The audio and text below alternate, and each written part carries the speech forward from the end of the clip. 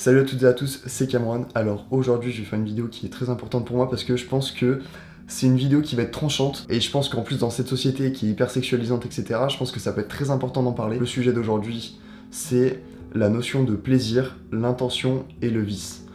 En fait, ce qu'il faut bien comprendre c'est que pour moi le vice c'est rechercher du plaisir pour prendre du plaisir. Ce que je veux dire par là c'est que par exemple imaginez vous sortez en boîte pour essayer de pécho, la majorité, enfin je dis pas que tout le monde fait ça, mais la grande majorité des gens le font. Par contre, les gens qui sortent en boîte pour pécho et avoir des intentions qui sont malsaines, ça je pense que c'est quelque chose qui est négatif, parce que ça va mener à des comportements qui cultivent justement un vice.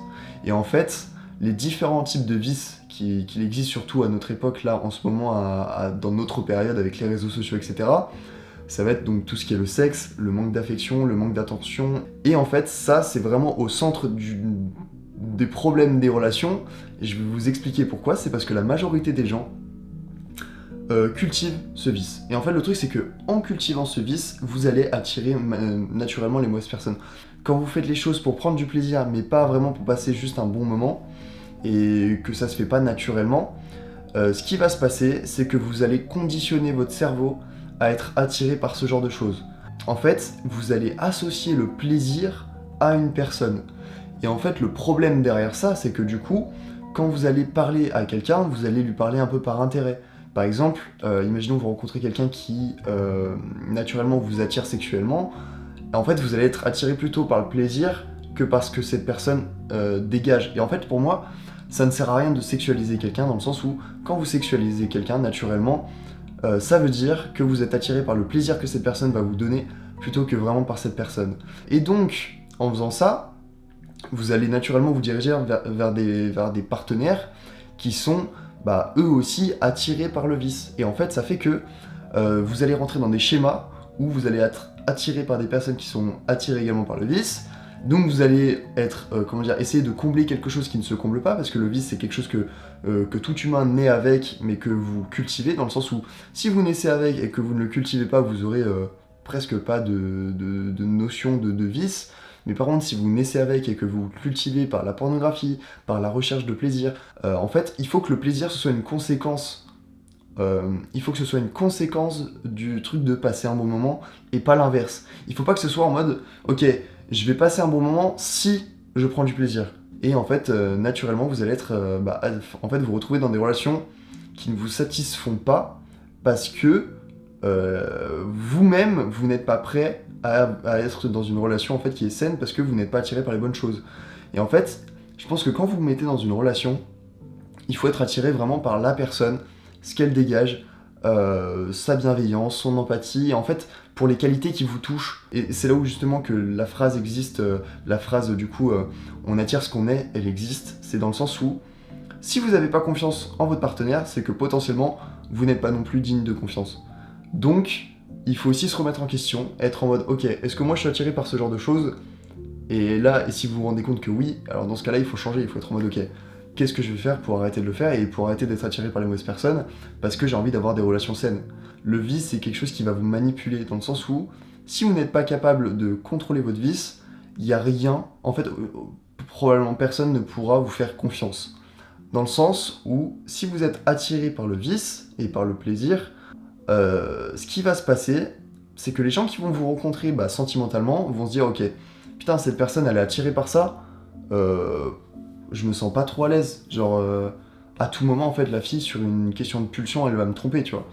Du coup, en fait, c'est compliqué. En fait, après, je pense que tout est une question de confiance quand même, dans le sens où quand vous rencontrez quelqu'un, vous pouvez très bien tomber sur quelqu'un qui est attiré par ça, mais qui sait aussi mettre des limites. Être en mode, ok, sentimentalement, je valorise beaucoup plus ma relation amoureuse que ça, donc je mets une barrière, mais pour ça, il faut que cette personne en ait conscience. Et en fait, le truc, c'est qu'une personne qui n'a pas conscience de ça, elle ne le fera pas, je pense. Et ça fait que vous allez vous retrouver potentiellement dans des relations toxiques. Après, je sais que beaucoup de gens ne seront pas d'accord avec moi, mais en tout cas, je pense que c'est quand même quelque chose de nécessaire pour des relations saines. Après, je pense que voilà aussi, on est dans une société qui est hyper sexualisante, donc c'est forcément une conséquence de la société.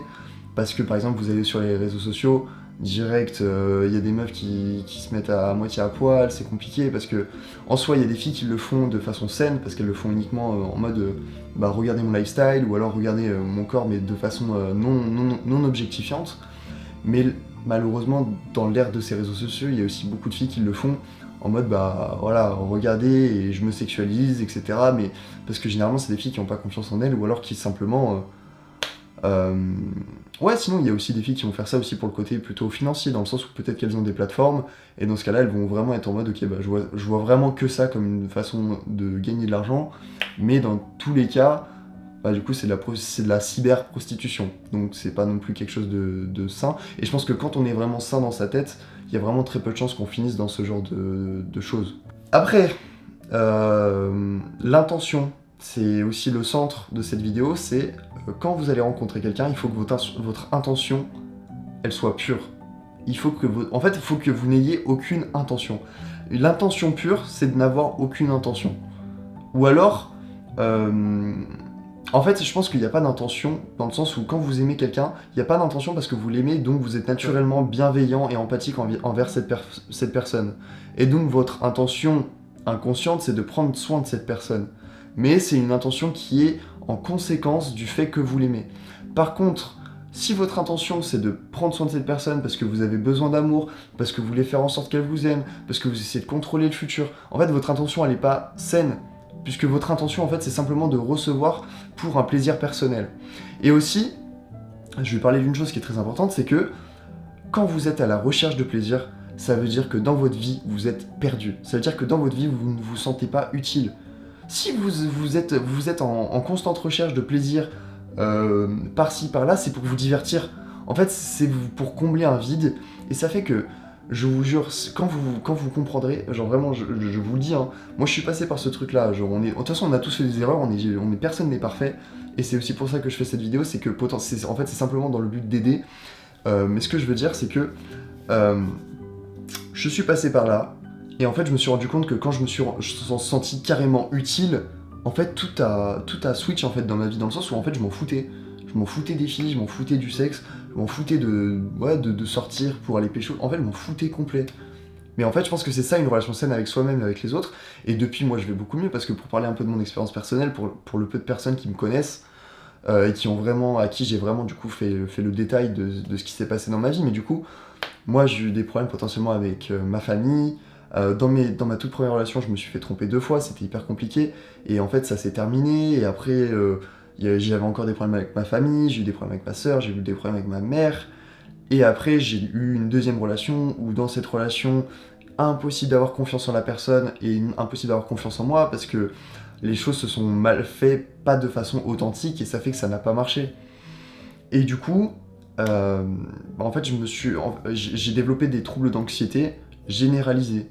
En fait, dans le sens où j'avais tout le temps la gorge serrée, tout le temps envie de vomir tellement j'avais la gorge serrée. Et en fait, ce qui m'a permis de guérir, c'est de, tout remettre en question. Tout remettre en question autour de moi et être en mode, ok, est-ce que ça c'est sain pour moi? Est-ce que ça c'est sain pour moi? Est-ce que ça l'est ou non? Est-ce que, pourquoi, machin, etc. Et réfléchir à une nouvelle mentalité sur l'amour. Et c'est pour ça que, vous verrez sur mon compte Instagram, du coup, qui s'affiche juste ici, je fais des posts avec des explications, dans le sens où en gros, je mets une phrase, j'explique pourquoi à chaque fois et comment surmonter un tel trauma ou etc. Parce que en fait quand on y réfléchit c'est simplement quand vous avez des événements négatifs qui s'accumulent ça crée un trauma et ça va créer des fausses croyances etc. comme j'expliquais sur certains de mes posts et en fait ce qui va vous permettre de remonter la pente vraiment c'est de recroire en vous-même et de vous sentir utile. Je pense que vraiment quand vous vous sentez un peu vide dans votre vie et que vous vous sentez perdu, ce qu'il faut c'est vous sentir utile. Moi, par exemple, quand je fais ce genre de vidéo, j'ai vraiment envie d'aider les gens. C'est vraiment un truc de, ok, je sais que je suis passé par là, j'ai pas envie que quiconque ne vive ce que j'ai vécu, parce que en vivant ça, en fait, d'un côté, ça rend plus fort, mais d'un côté, en fait, tu descends tellement bas dans la santé mentale que tu vas en apprendre beaucoup sur toi, mais d'un autre côté, tu passes vraiment par des moments qui sont tellement difficiles que je ne le souhaite à personne. Et du coup, c'est aussi pour ça que je fais ça pour aider les gens. Et que je fais ce genre de vidéo. Donc voilà. C'est tout ce que j'avais à dire pour aujourd'hui. Je vous souhaite une bonne soirée. N'oubliez pas d'aller me follow sur les différents réseaux, sur TikTok, sur Instagram, et de me follow également du coup ici et de laisser un like si vous avez aimé. Donc voilà, prenez soin de vous, c'était Cameron.